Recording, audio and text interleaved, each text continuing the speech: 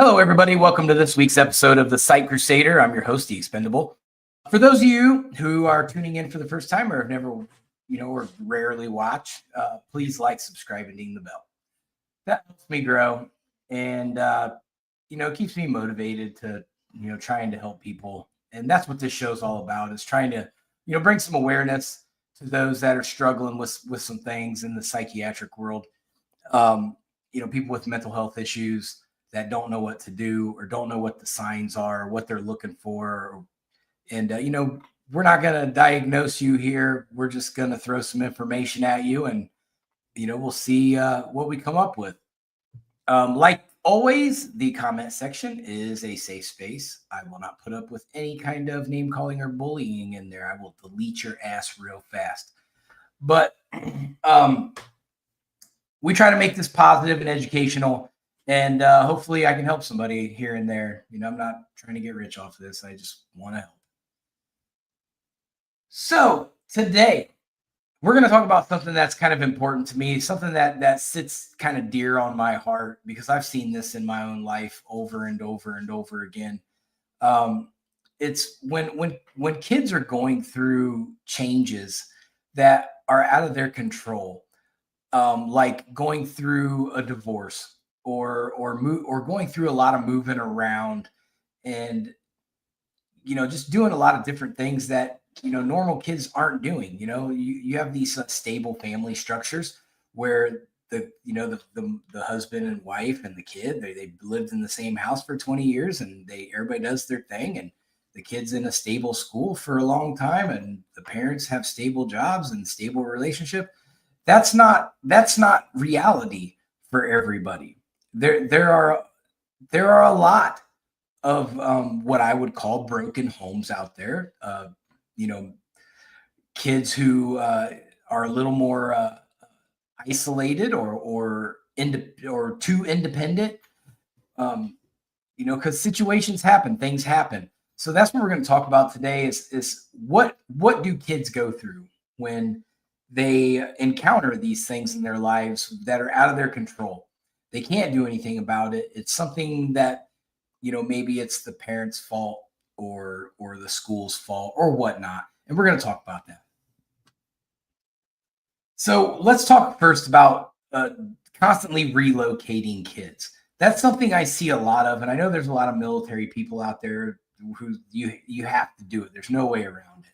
It's understandable. But when these things happen, we need to make sure that we take the time to pay attention to the kids and check in on them and say, how are you feeling? Are you adjusting to these new surroundings? And just really be in tune with what they're thinking and how they're feeling, because change is scary to kids. They don't like it. And as exciting as the move may be, there is anxiety that comes along with that of, who are my friends going to be? Am I going to have problems? Where am I going to live? What's going to happen? So we have to fully understand that kids are going to have thoughts. They're going to have feelings. And when we make these massive changes in their lives, we have to take into account how they feel about these things and how are they going to adjust, and the long-term effects, negative effects of just ignoring those types of things. So constant relocation during childhood can significantly impact the child's psychological well-being, leading to potential issues like anxiety, depression, low self-esteem, difficulty forming relationships, and a disrupted sense of identity due to repeated disruptions of social networks, familiar environments, and routines, causing feelings of instability and insecurity. So that's where we're at with that. When we move around a lot, those are the things that can happen to a child. And we're going to break those down a little bit more. And we're going to start to see, as we discuss these different types of scenarios, that there's a reoccurring pattern that's going to emerge. And we'll go over that pattern at the end. But social isolation. So when you move around frequently, your child is going to lose established friendships and they're going to struggle to build new ones over time, because they're going to go Well, why do I invest so much into my friend over here when I'm just probably going to pack up and move again later? You don't want to allow yourself those deep, intimate relationships with friends, um, because you're gonna break your own heart, and you're gonna probably make other people feel bad. So they're going to tend to have feelings of loneliness and social isolation. That can happen a lot. So if you make a move and you start to see your kid or your child is, kind of staying to themselves, they're not really motivated, they're not trying to do anything, and they just seem down. Make sure we pay attention to that, because that's a very significant sign of a kid who's slipping into potentially something a little bit more serious. Now, anxiety and stress, the constant uncertainty and need to adapt to new environments can trigger anxiety and stress the children, because there's unknowns. When you move into a new situation, you're bringing them into an unknown environment, and that's going to make them have anxiety. It's easier when you're going into a very familiar situation for the child, because they're going to be able to know, who's there, what to predict, where am I safe, where can I relax. In new environments, they're not going to have those comforts. So you have to pay attention to that and understand that they're going to have a level of anxiety, and we need to reassure them that these adjustments will happen, and they need to continue trying to be social and meet new friends, and just acquaintances. They can also exert low self esteem, which is difficulty fitting in at new schools and social circles can negatively impact a child's self worth and confidence. So I was a new kid one time, and I went from one school to another, an entirely different school district in a different county. And I didn't know anybody when I got to this new school. And I remember going through the low self esteem, because I could pick out real quick who the in crowd was and who the popular kids were. And everybody was staring at me and looking at me like, who are you? What are you doing here?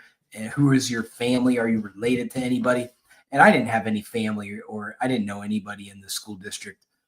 But it's where I ended up. And I remember it took me, a good solid probably 6 months to really settle in and start to kind of find my place amongst my peers. And so we have to understand that it takes time. And I didn't feel very good about myself at that time, simply because, people were unsure of me, and people wouldn't look at me and smile or be happy to see me. They were like, "Whoa, who are you?" Like, I always got this like standoffish response from people. So pay attention to those things, and talk to your child when they come home from their social settings like school or whatever it may be, and find out, hey, are you doing okay? Are you making friends? Are you adapting? How do you feel? um, just keep your head up, just keep encouraging them that everything's going to be okay. And things tend to get a little rocky at times, but it's going to be okay in the end. You're going to meet friends, and you're going to have a good time. So, difficulty with attachment. So, frequent moods can disrupt the secure attachment of a child that builds with their parents and caregivers, potentially leading to trust issues. So, this can carry over, just as you don't want to build relationships with your peers as a child because you're afraid that you're going to have to leave them. You're going to have that with your parents or guardians, or whoever it is that are your caregivers, and you're going to run into the same situation where they're causing your anxiety. You're going to go through these things in your head, like, why are you doing this to me? Why are you constantly uprooting me? I'm happy. I finally get to the point where I'm happy, and then we move. And that's a problem that kids go through, and they have those thoughts, and they don't want to keep moving, especially if it's 2 or 3 moves later, and they were happy at move 2, and you're on move 4, and they want to go back to that, and they're going to blame you for it as the parent. So we have to make sure that when our children start to distance themselves from us, that we kind of reel them back in, and assure them that, I'm sorry that this had to happen, but this is what had to happen for our family's sake. and just pay attention to that relationship, and keep trying to build that bond, because it is significant, and it's something that you don't want to create a distance between you and your child. So academic challenges, we have those too. Let me get my scroller scrolling. So academic challenges. So you can adjust to new schools and educational systems that can disrupt a child's academic performance. Now, I had that same issue when I went from school to school. The curriculum was slightly different. The school that I went to was actually a hair behind the curriculum of the school that I came from. So I had basically was going through the same classes twice. And it annoyed me, and I got uninterested in school very quickly. So I think it's important that you pay attention to what does your kid already know, and when they go into the school, and where are they at and what are they learning, because you're going to want to know, like, are they way far ahead academically to where you're going to have to put a lot of effort in with your child at home to get them caught up to the education level of their class, or are they way behind and your child's going to get bored and become uninterested in school, which could have lasting effects. So you have to pay attention to those things because they are important. Identity issues. Without a stable environment and consistent social network, children may struggle to develop a strong sense of self and belonging. So there's several factors that we can discuss with this, that influence the impact of the relocation. The child's age. The age matters because the maturity levels are different for people. So they're going to react a little bit different depending upon where they're at in their like maturity cycle.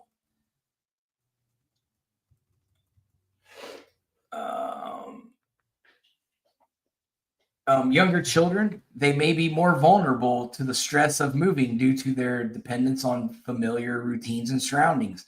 Yeah, that's true. You feel safe in certain surroundings. You know where you need to go to be safe all the time, and where you're comfortable. Kids generally avoid places that make them uncomfortable. So when you change that, it just depends on the age of the child and how they adapt to that. Some kids are going to adapt easier. Some kids are not going to adapt very well at all.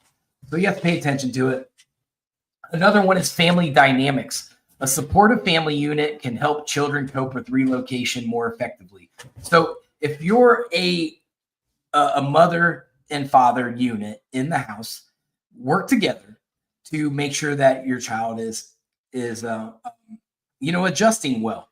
Check in on them, talk to them. As soon as you lose that communication, you're going to see a separation. If it's a single parent situation, both parents, if both parents are still active, need to do their part and work together with each other still to make sure that the child is in the right headspace. It's up to us as parents to do these things. It's not up to the schools to do it, or the guidance counselor, or Joe Schmo at the playground. It's up to the parents to do these things. So I need everybody to remember that if you don't do these things, the repercussions are going to fall back on you.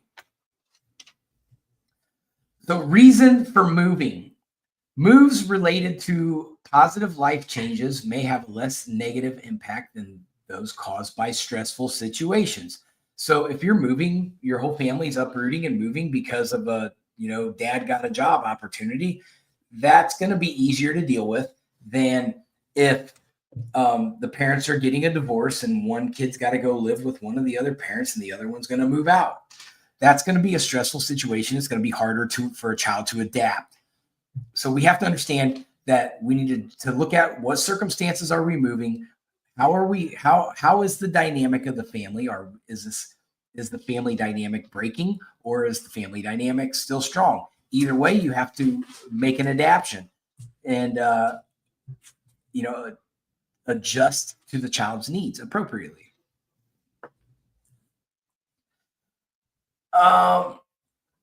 So, I mean, in short, like what parents can do to mitigate the negative impact of relocation on their child, um, you can have several different ways to do that. One's open communication.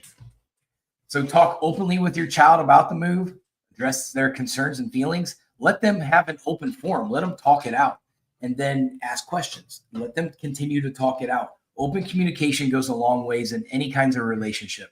If we're not communicating, then distance gets between person A and person B. So preparation and involvement.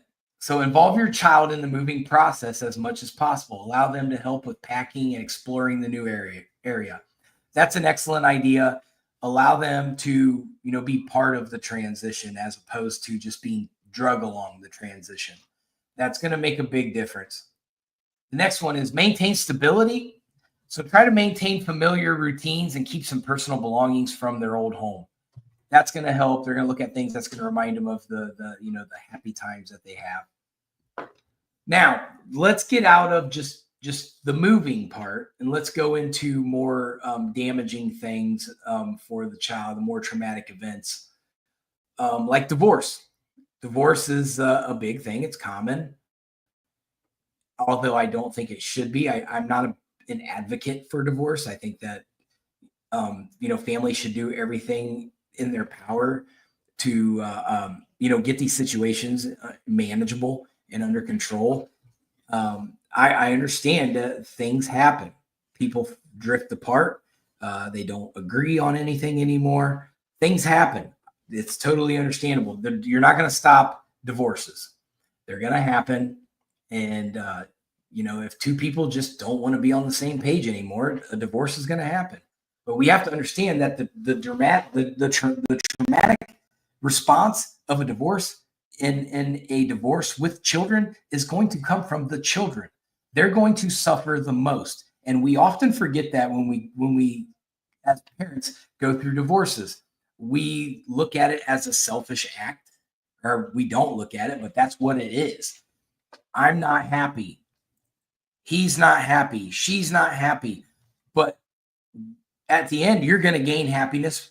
You're going to gain happiness, but you're going to tear these kids' soul apart. So we don't put enough emphasis on making sure the kids that are going through divorce situations have the proper mental health evaluations and responses and treatments, and we don't do it. We're not doing it. So let's dig into that a little bit. So divorce can cause psychological damage to children in many ways, including mental health issues, behavioral problems, and social difficulties. I think a lot of times you're going to see all three of those in one situation. So some of the mental health issues that they're going to go through: depression and anxiety. We've heard that already. Feelings of sadness, loss, and anger. Low self-image, self-esteem. We've heard that already. Difficulty adapting to change. We've heard that. Feelings of guilt. Now that's a big one. So I remember when my parents got divorced, I didn't know the backstory. I was just a kid. I was like five years old. I didn't know the backstory of my parents. But what I remember as a child was I wanted something to drink. And so my mom said, go ahead. This was back in the day when you could still drink a Pepsi out of a bottle, like a glass bottle. So my mom said, go ahead, go grab you a Pepsi. And so I went over to the fridge and got a Pepsi. Well, my dad didn't want me to have a Pepsi. So I came back and he said, no, you can't have a Pepsi. And then they had a small little argument. And I was sent to my room, I believe. And when I came back, Dad was leaving with his stuff. So that in my mind, I caused that divorce. In my mind, for years, I blamed myself for their divorce. I thought, man, if I just wouldn't have asked for something to drink, my parents would still be together. And as years went by, and as my mom and dad started to openly talk about it when we got older, and said, look, there was a lot of other issues going on. We just weren't on the same page with things anymore. And it wasn't your fault. And I'm sorry that we made it feel like it was your fault. But it took them 10 years to talk to me about it. So for all that time, I had sat there and I thought, this is my fault. And so this is feelings of guilt. And I, I carried that for a long time, that guilt. And it ate me up sometimes, as my mom moved on with other people and as my dad moved on with other people. I kept looking at these two different lives that I had. And I said that I did that. I destroyed all of this. And so we have to be very, very compassionate with our kids going through these things because you can destroy their mind. And I know from experience, this is not a fun thing to go through as a kid. So next is loss of faith in marriage and family behavioral problems. Look, I've been married twice. And I myself in my older age, I've lost faith in marriage. I just feel like it's something that people, well, I'll just do it for a while, and when I'm tired of it, I'll just go move on to somebody else. I wasn't like I wasn't bred that way. Family's everything to me. So when you marry into my family, you're family forever. And a lot of people don't see it that way. And kids can start to look at it that way. They're going to say, "Well, I'm not putting myself through all this craziness I saw my parents go through." So they have lost faith in marriage, that marriage can work because they don't see properly working marriages anymore. So I'm hoping that as society tries to clean itself up, hopefully that's happening. I feel like it is a bit that kids will start to see more positive angles of married people, of relationships. I think it's important for them to see those things. So they can also have aggressive, impulsive, and antisocial behavior. We've already talked about that. Now, aggressive behavior comes from their guilt. They want everybody to, at least on my end, I wanted people to hurt like I hurt. And that's even been the case throughout my adult life in certain situations. When I hurt, I want other people to feel my hurt. And so generally aggressive behavior can happen.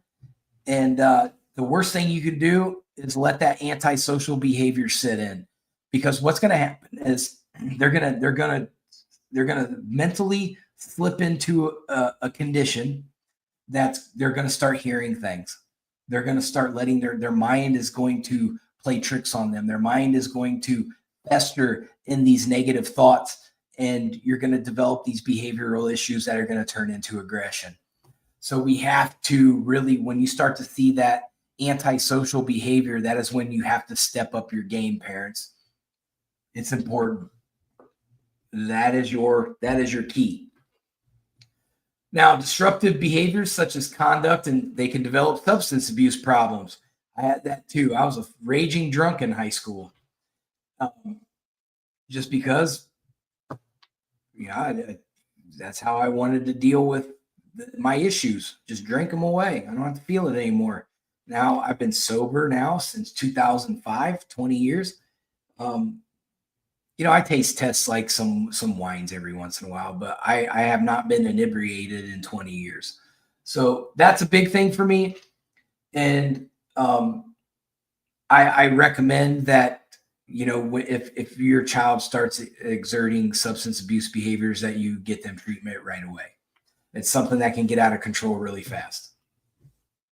So they're going to have academic difficulties, lower grades. They could drop out of school as they're in their older years. They have social difficulties, social withdrawal, attachment issues, poor parent-child relationships, poor adult relationships, and difficulty forming and maintaining relationships with peers.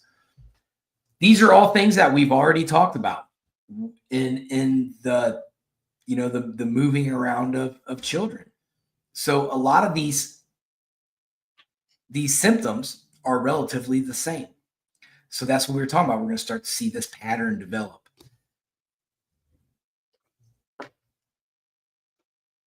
Now, let's talk a little bit about what the child's brain is going to go through. I'm kind of a brain nerd, so this is kind of right up my alley.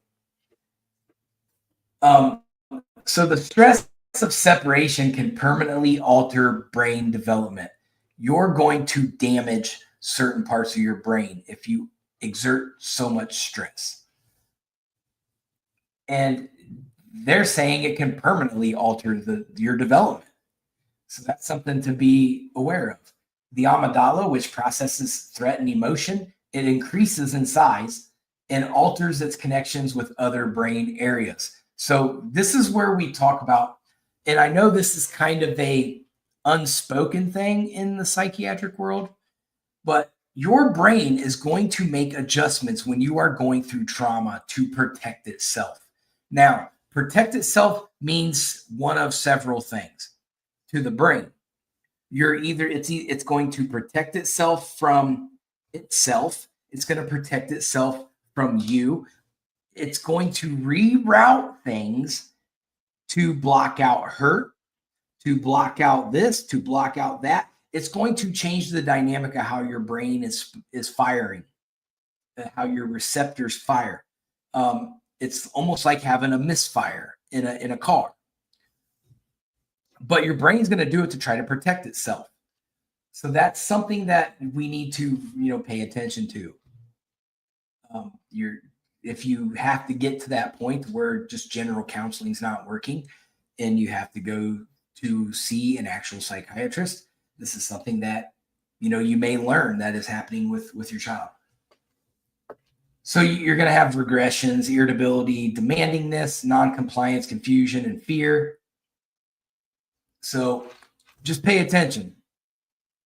Now, another one we're going to talk about. So we're going to conclude our divorce section. So neglect. Neglect has many faces, okay? There's a very severe form of neglect, and there's a neglect that we don't realize we're doing.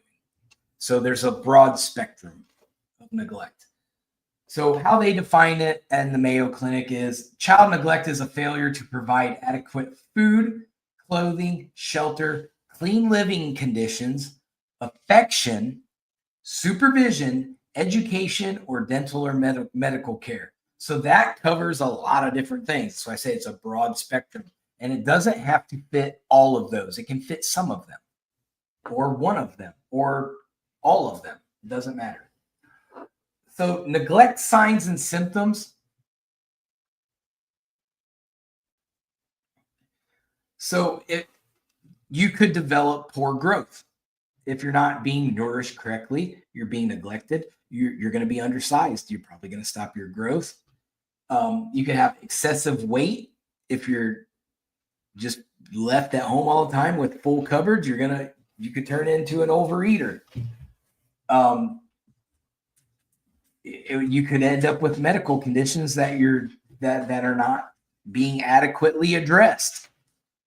You have poor personal cleanliness because there's nobody there paying attention to you. Lack of clothing or supplies to meet physical needs. This happens a lot in neglect cases where there's just not a lot of money. Mom's working two and a half jobs. And so there's just not a lot to go around.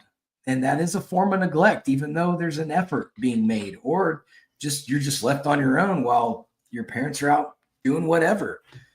That's a problem. You could be hoarding or stealing food. I've seen that a lot in my previous professions where kids they've been neglected for so long that they don't know when they're going to eat next. So they just nab up as much food as they can and hoard it for when they do get hungry. They don't depend on anybody to feed them.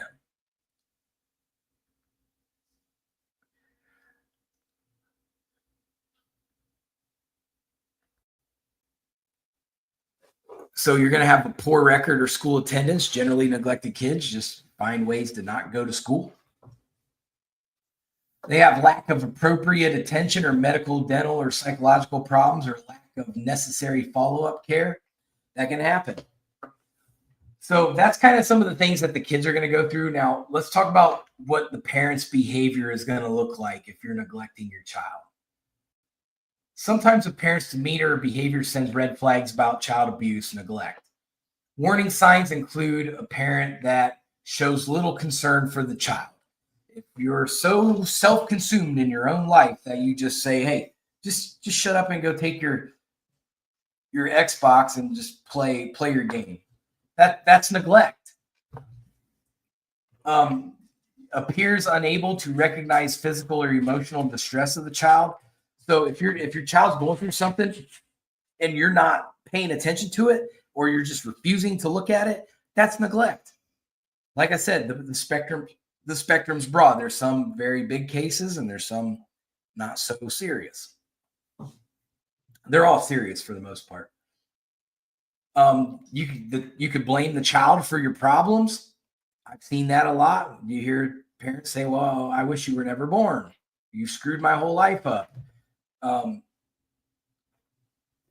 things like that.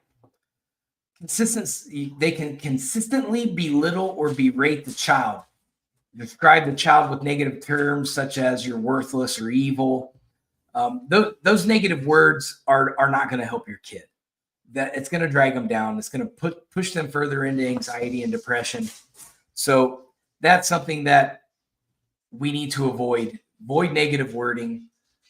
No matter how mad you are, just avoid it. You expect the child to provide attention and care to the parent and seem jealous of other family members getting attention from the child. I mean, that's happened. I think when you look at J.D. Vance's his book Hillbilly Elegy, I think his mom was going through that a little bit. When you read the book and watch the movie, I think that was something that his mom was going through. I'm sorry, Vice President J.D. Vance. Give him his title.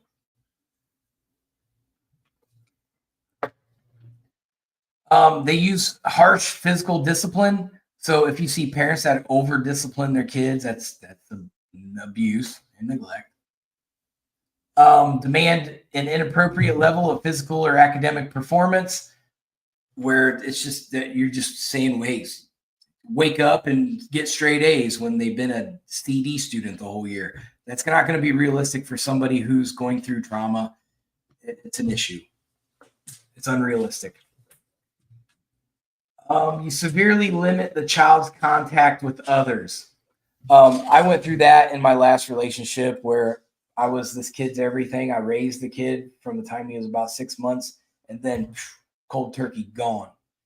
And just completely destroyed that relationship that I had with him overnight. And there was no healing. There was no explanation. It was just there today, gone tomorrow. And I had invested a lot of time in the kid, and the kid had invested a lot of time and emotions in me. And so that one hurt a lot. And that's something we shouldn't be doing to these kids. Um,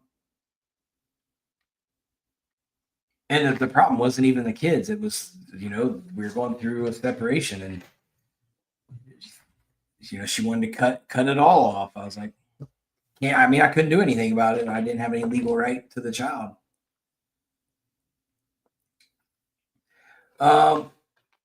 Offers conflicting or unconvincing explanations for a child's injuries, or no explanation at all. That's more on the abuse.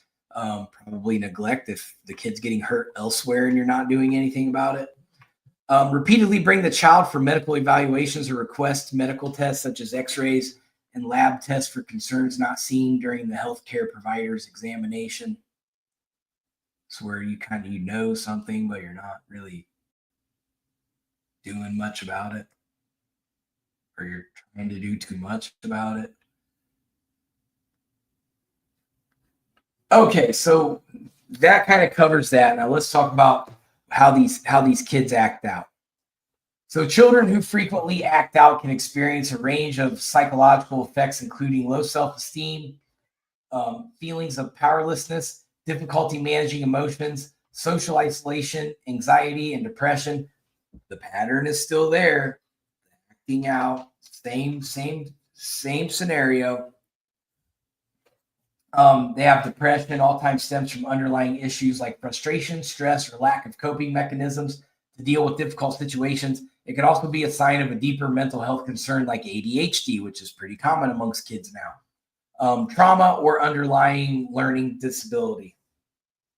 So here's some of the key points of that. So emotional dysregulation. That's difficulty controlling emotions, leading to outbursts of anger, frustration, or tears, which can impact relationships and daily functioning. You see that a lot because kids are helpless. They can't act out, against a much bigger, father or mother. So it gets balled up. They don't know how to deal with these emotions. It's confusing to them. And so they just act out. Poor self-esteem. We've already talked about that. These kids are going to go, if they have poor self-esteem, they could act out at some point. They feel inadequate or worthless, and then they lash out. Social isolation, we've talked about that as well. They have difficulty maintaining relationships, and they act out frequently because they don't know how to get attention. They don't know how to fit in with people, so they lash out. Anxiety and stress. If you get too much anxiety, you're going to start having negative behavior. Sense of powerlessness. So a child who feels like they have little control over their environment may act out to feel a sense of control. They're trying to gain control or figure out how to at least maintain what's going on. That's a big thing because kids they have a tough time processing things. So when they lose control, it's very confusing and hard for them to get back center lane. So we have to understand that that's something that happens with them during these trauma situations. Difficulty with problem solving.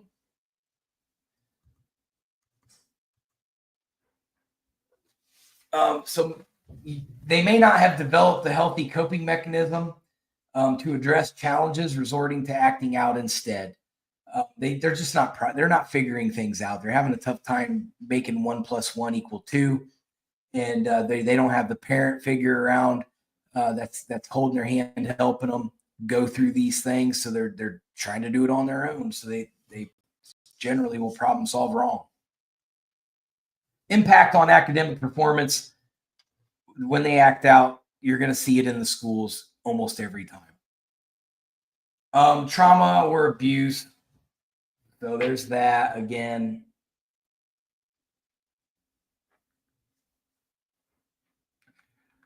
The family dynamics it plays a part. Hey, Shauna. But learning disabilities, frustration with academic challenges can lead to acting out behaviors. That's a double whammy right there because you get frustrated with school and you get frustrated with your whatever trauma they're going through. Then you have neurodevelopmental disorders, conditions like ADHD can manifest a disruptive behavior. That's pretty common. I think just about everybody has an ADHD story they can tell about, how a kid did this because they're not in control. Now, the biggest one, keeping children from the other parent. I can't tell you, pardon my French, how shitty this is that people do this. I don't want to just isolate the women, but it's generally a problem with women. They use kids as pawns to have control over the male. And that is a horrible, shitty thing to do to a child. I do not recommend it. I've seen it so many times, even in my personal life. It's the first game that most women want to play. And it's a bad game. It's something we shouldn't be doing. And I think people that do that should have some kind of consequences for doing that. When you do this to kids, they are going to experience emotional distress. Children may experience feelings of sadness, anger, fear, and confusion due to the conflict and manipulation involved in being separated from a parent. This game happens far too often. They try to manipulate each other. It's probably going on both sides. Hopefully not. But generally, there's a manipulation game going on. You're putting the kid in the middle of it, and you're making them pick what side to choose. And that's wrong. We shouldn't be doing that. The child should never have to pick between mom and dad. It should be to where the parents, for the best interest, to put their own personal feelings for each other aside and do what's best for the child. You, as parents, are going to give the kid low self-esteem. They're going to feel rejected by one parent, and that can lead to a child to believe that they are not worthy of love and can contribute to negative self-image. You are destroying your children by doing this. That's why I saved this segment for last, because I want this to sink in with everybody. You are destroying your children when you do this to each other. Now, trust issues. Children are going to struggle because they know they're being told two different stories. So somebody's lying. They know that. They know somebody's lying. And kids, as stupid as we think they are, they're not that stupid. Eventually, they're going to start collecting clues, and they're going to figure out which one of you's lying. So children may struggle to trust others, including their own future partners, your future partners, due to the betrayal. And that's a key word, betrayal. You betrayed your child. You betrayed your family dynamic. Relationship difficulties. The inability to form healthy attachments with one parent can lead to difficulties in forming healthy relationships with peers and partners later in life. You are destroying their ability to have a healthy relationship, period. Anxiety and depression. The stress of parental alienation can manifest as anxiety and depressive symptoms, particularly if the child feels responsible for the conflict. Like I said early on, I felt like it was my fault that my parents got divorced because of the tiny spectrum of information that I had. And we have to remember that kids are also going to not know the whole story. And so they're only going to be able to judge the trauma in a tiny spectrum of information that they are allotted to know. So we have to pay attention to those things. Do not put these kids in that situation. They're also going to experience internalized guilt. So children may feel guilty for not wanting to see the alienated parent, even if they are being manipulated to feel that way. You've destroyed the reputation of the other parent so much that now the child doesn't want to go over there. That type of relationship is almost irreparable. And to me, that's a horrible human being to do that to a child. To take that relationship away, drive that wedge, it's a horrible thing to do. Behavioral problems. Some children are going to exhibit behavioral issues like aggression, withdrawal, or poor academic performance as coping mechanisms. Same story, different headline. Identity and confusion. Children may struggle to understand their own identity when one parent actively undermines the other parent's role in their life. Factors contributing to the severity of psychological impact. The age of the youth matters, how they react to that. When you're a parent and you're in a divided house, and let's say mom over here's got her set of rules, you got your set of rules, and neither one of you can agree on how to manage this child, that makes it a problem. And then it depends on the age of the child. You're going to give different stages of trauma as to what developmental ages the children are at. So think about that. The severity of alienation tactics. The extent to which the alienating parent actively criticizes, badmouths, or prevents contact with other parent can significantly impact the child. So I'm going to tell you a quick story, and we'll start to wrap up the show for the day. So when I was a kid, and my parents got divorced, I was court ordered to live with my mom, me and my brother. So we had a situation where my mom did not ever say anything good about my dad. And we believed it for such a long time that my dad was such a horrible person. But as we got older and we wanted to spend more and more time with him to get to know him, we realized that dad's a damn good dad. Like whatever mom was talking about was wrong. And so we started to look negatively on our mom. What she should have done was supported our relationship with our father, and we never would have looked back on her ill at all. But she tried to drive that wedge between her and us, between him and us. And it backfired on her. And I ended up moving out. I went and lived with my dad. Because I wanted that stability. I wanted I wanted to be with my dad. And to this very day, he's my best friend. along with my brother. But we figured it out. As you know, I was in junior high when I moved out, and I just got tired of it. Like, I'm tired of hearing you trash my dad. He's a good guy. He takes care of me. He loves me. Like, he shows affection. He shows support. He's harsh when he has to be harsh. He does every single thing that I want my dad to do.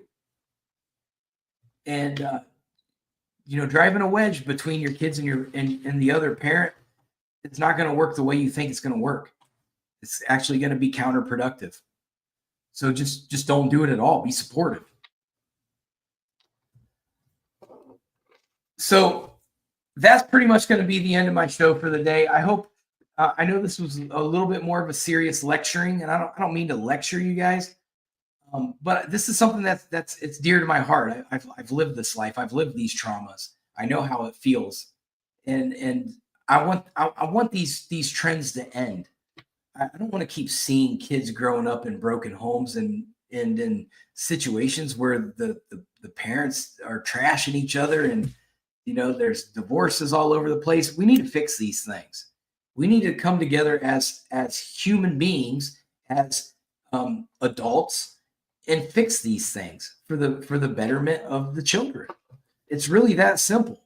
And you're not always going to agree with each other as parents in split homes. However, you can't show that weakness to your child. You can't show that hatred for the other parent to your child, because they'll sniff that out right away. They're not stupid. They can feel the room just like you can. So everybody, just take it under consideration and start looking at your relationships with your kids a little bit and try to make them better. I've never been a perfect parent, and you know, every parent makes mistakes, you know, but just at the end of the mistake, just love the shit out of your kids, and that's all you can do. And you know, be there for them, be supportive. They'll forgive you for your mistakes. So I'll be back next week. Not sure what I'm going to talk about. I never know. I just kind of wing it as I go. What do I want to talk about today? But this one kind of hit me this week, and I was like, you know what? Let's talk about it. But everybody be safe out there. Give your kids a hug tonight. I'm out. Peace.